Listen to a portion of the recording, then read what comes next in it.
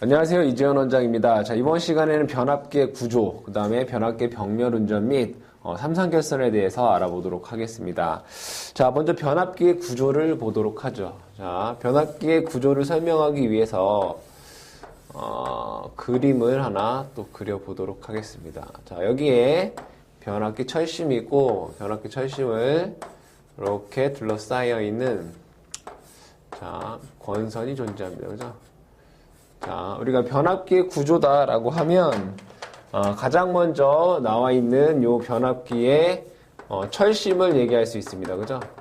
자, 이 철심에서는 바로 뭐가 생깁니까? 바로 철손이라는 게 생기죠. 이 철손에는 두 가지인 히스테리시스손과 시스손과 와류손이 발생하기 때문에 자, 이것을 감소시키기 위해서 히스테리시스손을 감소시키기 위해서 우리는 이제 규소 강판을 사용을 하고 이 규소 강판을 성층해서 와류손을 감소시킨다. 그렇죠? 그래서 규소 같은 경우에는 약 4% 정도를 사용을 한다. 그렇죠? 그래서 이 철심에 대한 내용이 있을 거고, 자, 그 다음에 중요한 권선이 있겠죠. 그죠? 권선. 우리가 권선의 종류에는 이제 둥근선이랑 그 다음에 평각선 이렇게 얘기를 할 수 있는데 크게 중요한 건 아니겠죠. 소전류에서는 둥근선을 사용을 하고 대전류에서는 평각선을 사용한다. 이렇게 되겠죠. 자, 그 다음에 나오는 것이 바로 이제 절연물입니다. 절연물. 절연물을 얘기해야 되는데 절연은 어디를 하느냐라고 봤더니 이 권선과 권선 간에 절연을 하고, 그 다음에 권선과 철심 간에도 절연을 해야 되고요. 그 다음에 권선의 층간 절연을 한다 이겁니다. 자, 그러면 여기에서 자, 우리가 변압기를 운전을 하게 되면 이 변압기로부터 자, 이 철손과 그쵸? 그 다음에 이 권선에서 발생하는 동손이 존재하게 됩니다. 그럼 이 철선과 동손은 모두 다 무엇으로 바뀌냐? 바로 열로 바뀝니다. 열. 그렇죠? 모든 전력은, 손실은 뭘로 바뀐다? 열로 바뀐다. 그러면 이 열에 어떻게 해야 됩니까? 견뎌야 되겠죠. 즉, 이 절연물은 이 철선과 동손에 의해서 발생하는 열에 견뎌야 되는데 그 견디는 허용 온도가 있더라 이거죠. 허용 온도. 이 절연물의 허용 온도.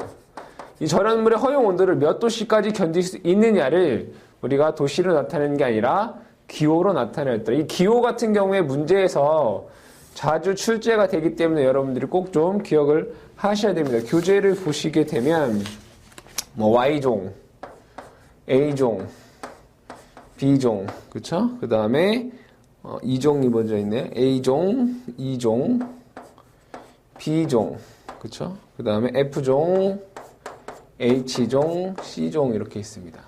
자, Y종 같은 경우에는 90도씨.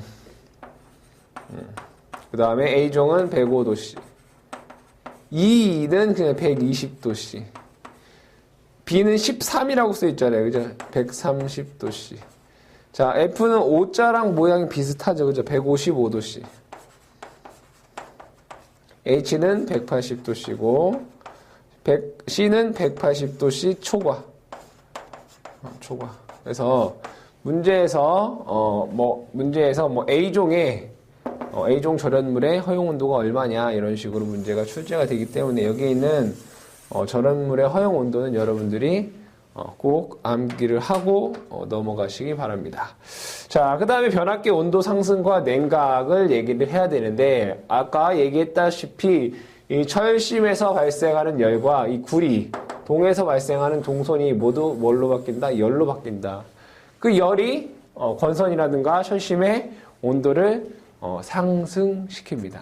자, 그러면 이 열을 어떻게 해야 되겠습니까? 당연히 효율을 좋게 하기 위해 냉각을 시켜줘야 됩니다. 이때 이 냉각을 하는 데 있어서 절연유라고 하는 걸 사용하더라고요. 유입 변압기 같은 경우에는 절연유라고 하는 걸 사용합니다. 절연유. 그럼 이 절연유는 어떠한 역할을 하냐? 절연의 역할도 하지만 그 다음에 냉각의 역할도 하고 있습니다. 어디에서? 유입 변압기에서. 그러니까 대용량 변압기는 유입 변압기를 많이 사용한다라고 여러분들이 생각을 해주시면 되겠고요. 이때 사용하는 이제 절연유가 하는 역할이 건선과 건선관, 뭐 건선과 철심, 뭐 건선과 건선의 층간 절연을 하기도 하고, 그러니까 공기보다 절연 내력이 높기 때문에 그런 거죠. 냉각 작용도 하더라. 그렇다면 이 절연유가 갖추어야 될 구비 조건이 있더라 이거죠. 구비 조건. 자, 이건 문제에서 어떻게 나왔습니까? 다음 중 절연유의 구비 조건이 아닌 것은 해서 문제가 많이 나오고 있고, 그죠? 기존에도 많이 나왔고 앞으로도 충분히 많이 나올 겁니다. 자, 절연유는 절연의 역할이 있기 때문에 절연 내력이 클 것. 그죠? 내력이 클 것. 자, 두 번째로는 자, 냉각 작용한다라고 했습니다. 그쵸? 냉각 작용을 하기 때문에 비열이 크고 열 전도도도 커서 어때? 냉각 효과가 어떻다? 커야 된다. 그죠? 비열도 크고 열 전도도도 높아서 냉각 효과가 좋아야 된다. 이 절연유가 하고 있는 역할이 절연과 냉각이기 때문에 우선 두 가지는 기본으로 알아야 되죠. 절연 내력이 커야 되고 냉각 효과가 좋아야 된다. 자, 두 번째, 세 번째, 인화점이 높을 것. 인화점이 높다라고 하는 건 끓지 말아야 된다. 그러니까 낮은 온도에서 끓지 말아라 이런 얘기죠. 네 번째, 응고점이 낮을 것. 뭐 이러한 내용들이 있을 것이고요. 자, 그 다음에 화학적으로 화학 그죠? 화학이 맞나요? 화학적으로 안정일 것. 그죠? 그 다음에 고온에서 침전물이 생기지 않을 것. 물이 없을 것. 생기지 말아라. 뭐 이런 얘기가 되겠고요. 자, 그 다음에 점도가 낮고 유동성이 있을 것.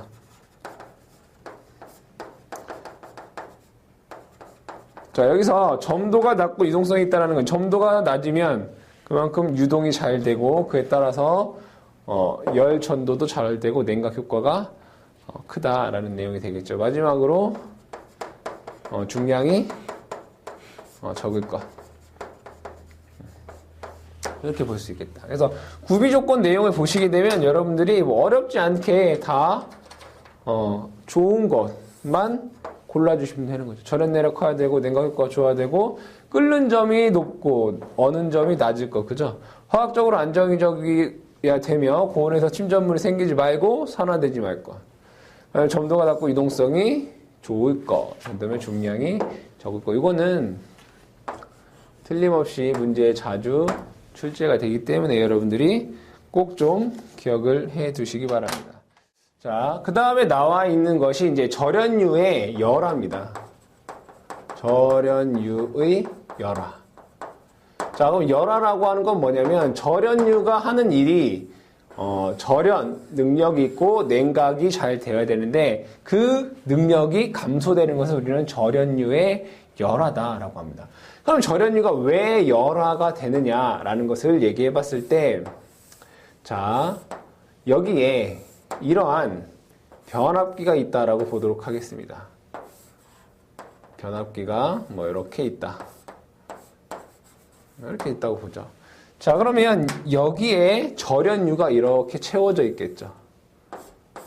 절연유가 이렇게 채워져 있으며, 자, 이 통로에 자, 다닐 수 있는 이러한 것들이 있겠다. 자, 그러면 천천히 한번 생각을 해보도록 하겠습니다. 자, 이 변압기가 운전을 하게 되면 여기서 뭐가 발생합니까? 열이 발생합니다.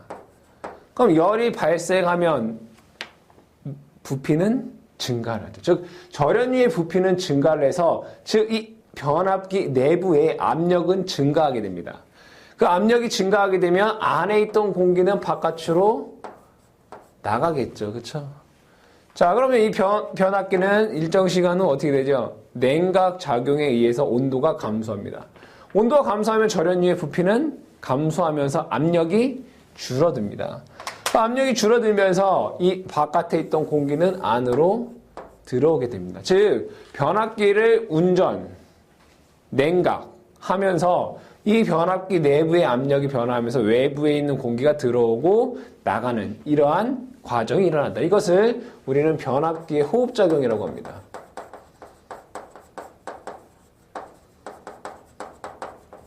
자, 변압기 호흡작용이라고 하는 것은 외부에 있는 어쨌든 공기가 들어온다는 얘기죠.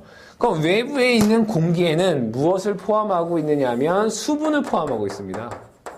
수분. 그렇죠? 그럼 이 수분과 절연유가 만나면, 즉 절연유에 수분이 포함되면 바로 그때 절연유 열화가 됩니다. 그럼 절연유 열화가 되면 절연 내력이 감소하고 그 다음에 냉각 효과가 떨어지고죠. 냉각 효과 감소. 그 다음에 침식이 발생하더라. 그죠? 침식작. 자, 그럼 방지를 해야 되겠죠. 방지. 자, 방지를 하기 위해서는 원인이 뭡니까? 변압기 호흡작용인데 실질적으로는 외부에 있는 수분이 절연유와 만나기 때문에 일어나는 것으로서 이 수분을 절연유와 만나지 않게 하면 되겠죠. 그래서 사용하는 것이 이 수분이 들어오는 쪽에 브리더라는 것이 있습니다. 브리더 안에는 흡습 호흡기라는 게 있습니다. 그러니까 쉽게 얘기해서 습기를 흡수하는 물질. 그게 실리카겔이라고 하죠. 실리카겔. 그러니까 실리카겔은 여러분들이 쉽게 볼 수 있습니다. 그러니까 조그만 긴 봉지에 보면 이제 작은 하얀색 알갱이가 있죠. 그죠? 알갱이. 그것을 우리는 실리카겔입니다. 뭐 하는 겁니까? 수분을 흡수하는. 그래서 브리더 안에 흡습 호흡기인 실리카겔이 수분을 흡수해서 그 공기가 절연유 안으로 들어가게 하고요.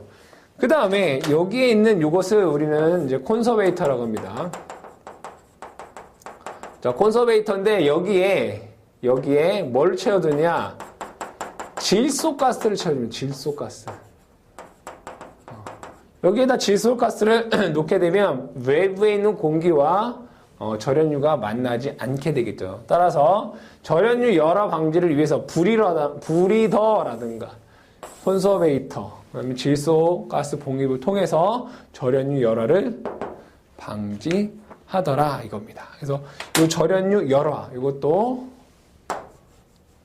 중요하다. 뭘 쓴다? 콘서베이터 또는 브리더를 사용을 한다. 그렇죠? 자, 그 다음에 나오는 것이 이제 냉각 방식입니다. 냉각 방식. 자, 냉각을 어떻게 할 거냐?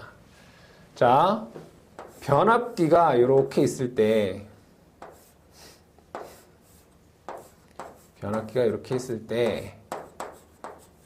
자, 이 변압기를 둘러싸고 있는 외함이 있겠죠, 그죠? 그러면 이 변압기에서 발생한 열이 처음에는 여기에 열이 전달할 것이고요. 그 다음에 이 바깥에서 이런 식으로 열을 전달을 합니다. 그러니까 즉 두 번의 열 전달 과정이 있어야 되겠죠. 자, 그러면 여기에서 이 부분은 1번 부분이고 여기를 2번 부분이라고 하면 1번에 공기를 사용하고 2번도 공기를 사용하면 이걸 뭐라고 하냐면 건식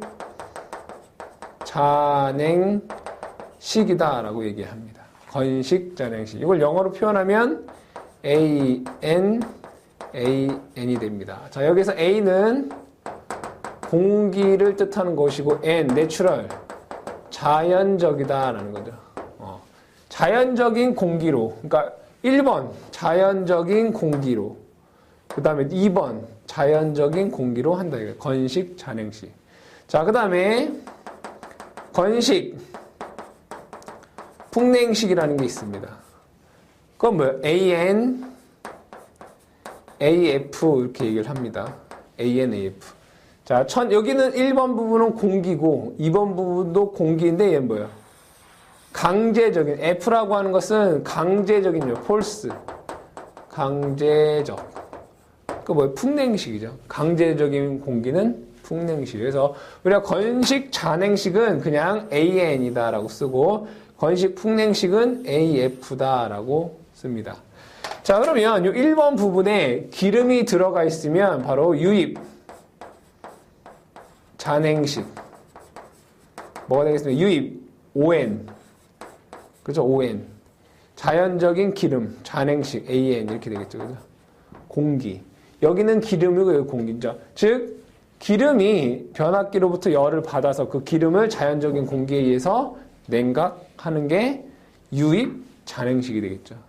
그러니까 그 기름을 자연 공기로 냉각한다. 그럼 유입 풍냉식은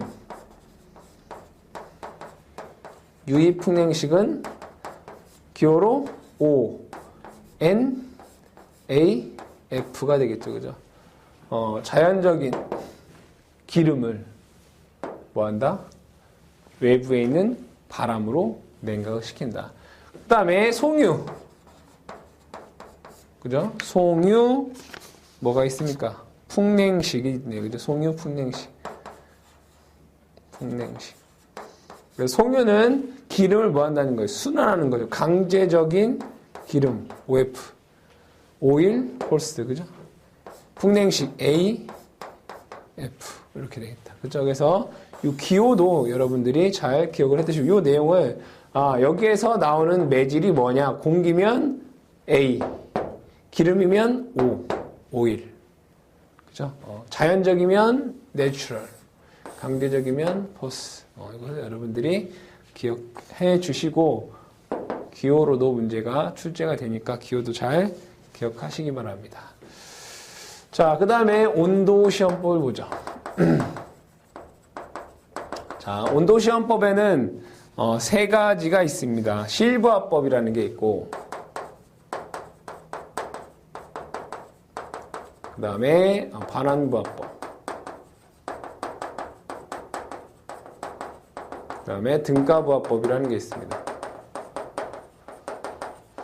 자, 여기서 실부화법이라고 하는 것은 실제 부하를 걸어놓고 온도시험을 하는 것을 이제 실부화법이다라고 얘기를 하는데, 실제 부하를 걸어놓고 온도 시험을 하기 위해서는 부하의 용량이 어떻게 작아야 되겠죠. 그러니까 부하 용량이 클 때에는 실부화법을 사용할 수 없게 되겠죠. 그래서 실부화법은 이제 소용량 변압기에서 주로 사용이 되는 것이고요. 자, 반환부화법이라고 하는 것은 변압기에서 열을 내게 하는 것은 바로 철손과 동손입니다. 더 크게 얘기하면 이제 무부하손과 부하손이 실질적인 열을 발생하겠죠. 그래서 이 철손과 동손에 해당하는 에너지를 가해서 온도 변화가 어떻게 되는지 측정하는 게 이 반환부화법이더라. 그래서 범용적으로 가장 많이 사용한다. 그래서 문제에서는 다음 중 온도시험법 중 가장 많이 사용하는 게 뭐냐라고 했을 때 반환부화법이다라는 걸 여러분들이 기억해 두셔야 되겠습니다. 자, 그 다음에 등가부화법이라고 하는 것은 변압기를 단락 후 마찬가지로 철선과 동선에 해당하는 에너지를 가해서 절연유 온도를 상승시킵니다. 그 다음에 이 권선에 전격전류를 가해서 거기서부터의 온도 변화가 어떻게 일어나는지를 측정하는 게 등가부화법입니다. 그래서 온도시험법에서는 반환부화법이 문제에 가장 많이 나오겠다. 꼭 기억을 해 두시기 바랍니다. 자, 그 다음에 변압기의 병렬 운전을 보도록 하죠. 변압기 병렬 운전. 자, 이거는 제가 몇 번을 설명해도 아주 중요한 시험에 꼭 나오고 필기뿐만 아니라 실기에서도 나오는 거기 때문에 변압기 병렬 운전 조건에 대해서는 꼭 기억하시기 바랍니다. 첫 번째는 극성이 같을 거.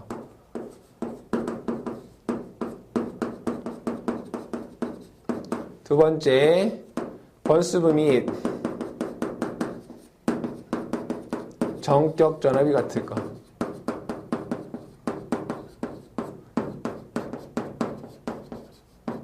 세 번째, 퍼센트 임피던스가 같을 거.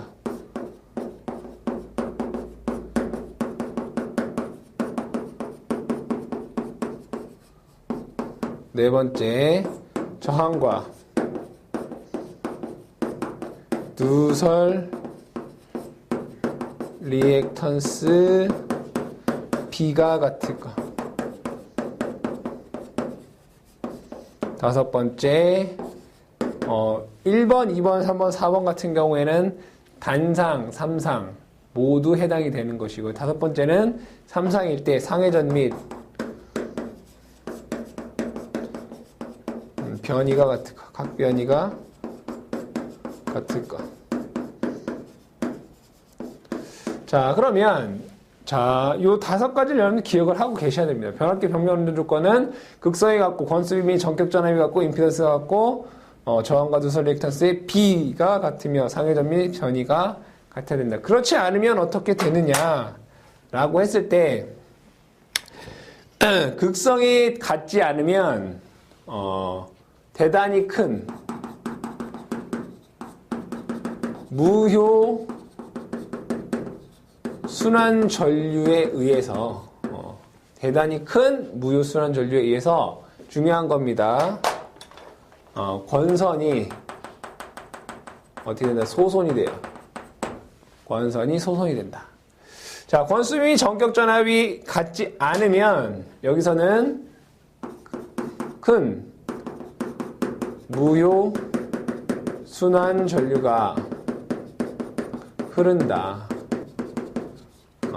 여기서는 무효순환 전류가 흐르면서 자, 극성이 다를 때에는 권선이 소손되지만 여기서는 권선이 가열된다. 즉 극성이 다를 때 권수비 및 전격 전압이 다를 때에 자, 무효순환 전류가 흐르는 건 똑같습니다. 근데 극성이 다를 때에는 권선이 소손되고 권수비 및 전격 전압이 다를 때에는 그냥 권선이 가열되는 정도가 됩니다. 자, 퍼센트 임피던스가 같을 거. 만약에 다르게 되면 어떻게 되느냐? 부하 분담의 불평형이 생긴다. 부하 분담 불평형이 발생한다. 자, 이걸 한번 보도록 하겠습니다. 용량이 자, 여기에 변압기 있고 여기에 변압기에 이제 병렬 운전을 하고 있습니다. 자, 이 변압기의 용량이나 얘의 변압기의 용량이 같다면 여기에서 내보내는 전류와 여기에서 내보내는 전류가 어때야 돼요? 같아야 되겠죠. 그죠? 부하 분담이 똑같아야 된다 이거예요. 자, 근데 용량이 동일하고 퍼센트 임피던스가 이렇게 있다라고 봤을 때 자, 만약에 퍼센트 임피던스가 얘가 더 크다라고 보도록 하겠습니다. 그러면 IA와 IB를 비교해보면 IB가 더 커지게 됩니다. 즉, 퍼센트 임피던스가 작은 놈이 전력에 대한 부담을 더 많이 하더라 이겁니다. 그래서 이 부하 분담은 용량에 비례하고 퍼센트 임피던스에 반비례합니다. 그러니까 용량이 큰 놈이 더 많은 전력을 분담을 하고 그 다음에 퍼센트 임피던스가 작은 게 더 많은 부하 분담을 하더라 이거죠. 어쨌든 자, 두 변압기를 병렬 운전할 때 퍼센트 임피던스가 같아야 되는데 같지 않으면 부하 분담의 불평형이 발생을 한다. 자, 그 다음에 저항과 누설 리액턴스 B가 다르게 되면 위상차가 발생합니다. 위상차 발생에 의한 동손이 증가한다. 그죠? 동손 증가. 그래서 변압기 병렬 운전은 여러분들이 꼭 기억하셔야 될 중요한 내용입니다. 자, 그러면 병렬 운전을 하는데 3상에서는 결선이 뭐 YY도 있고 델타 Y도 있고 Y 델타도 있고 델타 Y도 있습니다. 그죠? 자, 그때 이 병렬 운전이 불가능한 조건, 불가능 조합을 보시게 되면 델타의 개수나 Y의 개수가 홀수이면 불가능합니다. 자, 여러분 교재 보면 병렬 운전 불가능해 보면 델타 Y와 델타 Y. 그러니까 델타는 3개고 Y는 1개잖아요. 이제 홀수죠. 그럼 병렬을 못 한다 이겁니다. 자, Y와 델타 Y도 보셔도 Y가 3개, 델타가 1개니까 홀수죠. 그래서 병렬 운전이 불가능하다. 하지만 병렬 운전 가능 조건을 보시게 되면 델타의 개수나 Y의 개수가 모두 짝수다라는 것을 여러분들이 쉽게 보실 수 있습니다. 그래서 병렬 운전 불가능 조합에 대해서는 델타의 개수가 홀수, Y의 개수가 홀수이면 병렬 운전이 불가능하다. 그것만 여러분들 기억해 주시면 되겠습니다. 자, 그렇다면 3상 결선에는 어떠한 결선들이 있는지를 한번 보도록 하겠습니다. 천천히 보도록 하죠. 이 결선도 같은 경우에는 여러분들 교재에 있기 때문에 따로 제가 그리지는 않도록 하고요. 회로 이론이라든가 또는 전력공학에서 결선도를 많이 보셨기 때문에 생략하고, 자, 첫 번째가 YY 결선입니다. 자, YY 결선의 장단점을 여러분들이 기억을 해보자 이거죠. 자, Y 결선 같은 경우에는 우선 1차 측, 변압기 1차 측, 즉 입력 측과 2차 측 간에 뭐가 없습니까? 위상차가 없다. 위상차가 없다. 두 번째, 자, Y 결선은 뭐 할 수 있습니까? 중성점 접지가 가능합니다. 자, 중성점 접지 가능. 자, 먼저, 자, 이 중성점 접지가 가능하다라는 것을 통해서 어떠한 장점이 있느냐? 이상전압 억제가 가능하죠. 이상전압 억제. 그 다음에 절연 레벨 경감.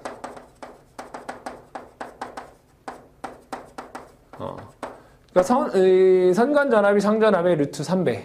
그죠? 상전압은 선간전압의 루트 3분의 1배이기 때문에 바로 절연 레벨을 경감할 수 있다라는 장점이 있습니다. 하지만 단점으로는 뭐가 있느냐? 단점으로는 통신선 유도 장애가 발생한다.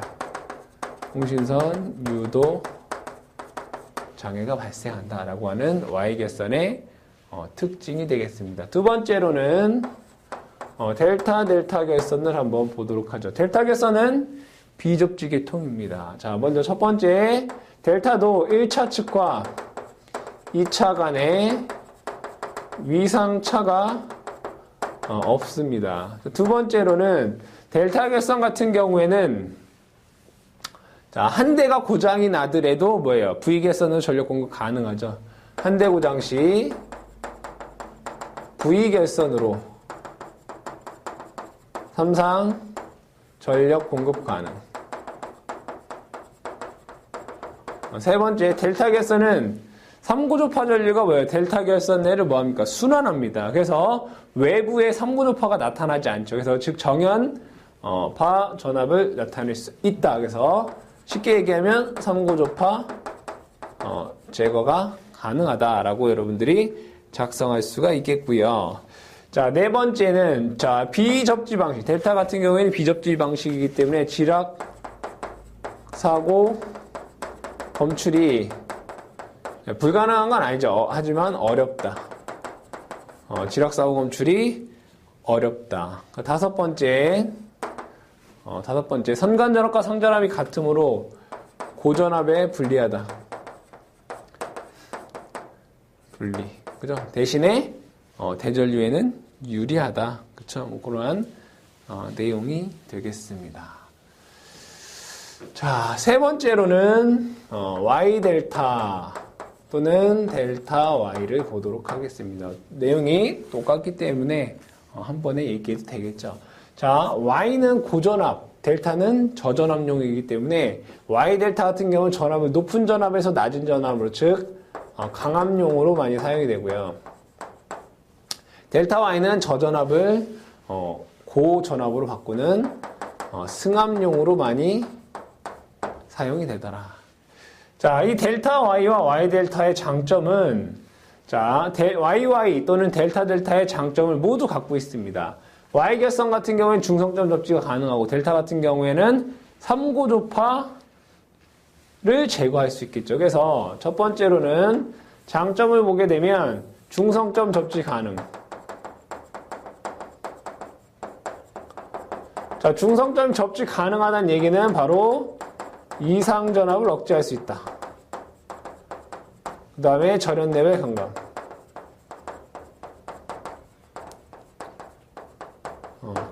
자, 델타가 있다라는 것만으로도 두 번째 3고조파 제거 가능. 그렇지 않습니까? 3고조파 제거 가능. 이렇게 써줘야 되겠다, 그죠? 자, 세 번째로는, 자, 델타 y나 y 델타 같은 경우에는 1, 2차 간, 입력과 출력 간 1차, 2차 간에 위상차 30도가 발생합니다. 1차 측과 2차 측 간에 위상차 30도가 발생하고요. 네 번째, 한상 고장 시 전력 공급이 불가능하다. 그쵸? 전력 공급이 불가능하다. 그래서 델타 y나 y 델타 같은 경우에는 yy 델타 델타의 장점을 갖고 있고, 또 그 외에 단점을 갖고 있다라고 봐두시면 되겠습니다. 자, 그 다음에 나와 있는 것이 VV 결선입니다. 네 번째, VV 결선. 실질적으로 우리가 VV 결선하게 되면 상당히 이런 내용이 어렵지만 우리는 간단하게만 보도록 하겠습니다. 자, VV 결선 같은 경우에는 델타 결선에서 한 대 고장 시 V 결선은 뭐예요? 삼성전력 공급이 가능하죠. 자, 이때 VV 결선의 전력 P는 루트 3 P1, 그러니까 변압기 한 대 용량의 루트 3배가 되고요. 출력률 57.7%, 변압기 이용률은 86.6%이다. 이 정도 여러분들이 V결선에서는 기억을 해 두시기 바랍니다. 아시겠죠? 자, 그 다음에 나와 있는 것이 상수 변환입니다. 상수 변환. 자, 상수를 변환한다. 자, 상수 변환에서, 자, 3상을 2상으로 바꾸는 방법이 있고요. 3상을 6상으로 바꾸는 방법이 있습니다. 자, 3상에서 2상으로 바꾸는 첫 번째로는 스코트 결선. 이 스코트 결선을 우리는 T 결선이다 라고 얘기를 합니다. 그 다음에 두 번째, 우드 브릿지 결선. 종류를 볼까요? 두 번째는 메이아 결선. 세 번째, 우드 브릿지 결선.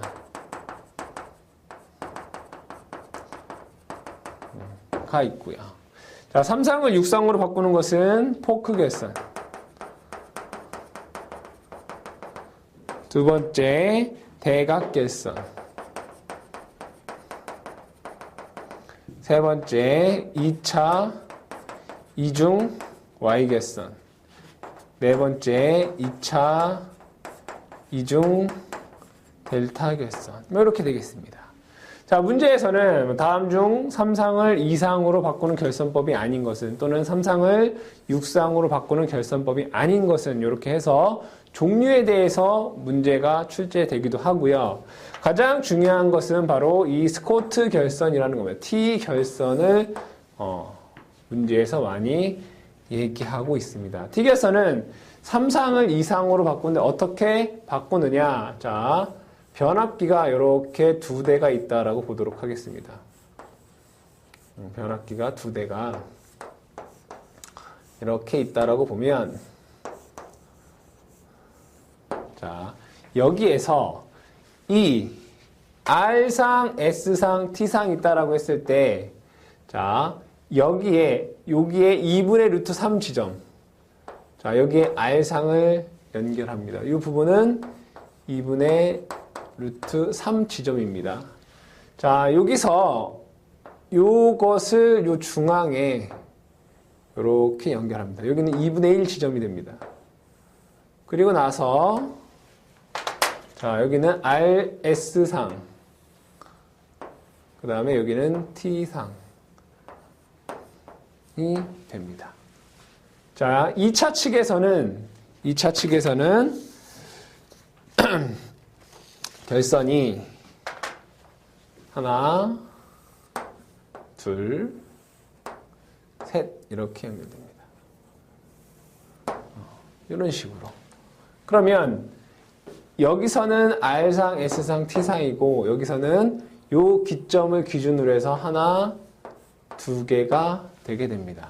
자, 이 스코트 결선 같은 경우에 어디에 많이 사용되냐면 전동차에 많이 사용이 되고 있고, 전동차에 대한 예시가 여러분들 교재에 되어 있습니다. 이때 이 스코트 결선, 이 T 결선에서 가장 중요한 숫자는 2분의 루트 3이다 이겁니다. 자, 여기에서 권수비를, 자, 여기에 권수를 N1, 여기를 N2다라고 했을 때 권수비 A는, 자, 이 밑에 측 권수비 A는 N2분의 N1이 되지만 이쪽에 권수비는 N2분의 N1에, 자, 여기가 뭘로 되어 있습니까? 이 N1의 2분의 루트 3 지점입니다. 2분의 루트 3. 그래서 이 주자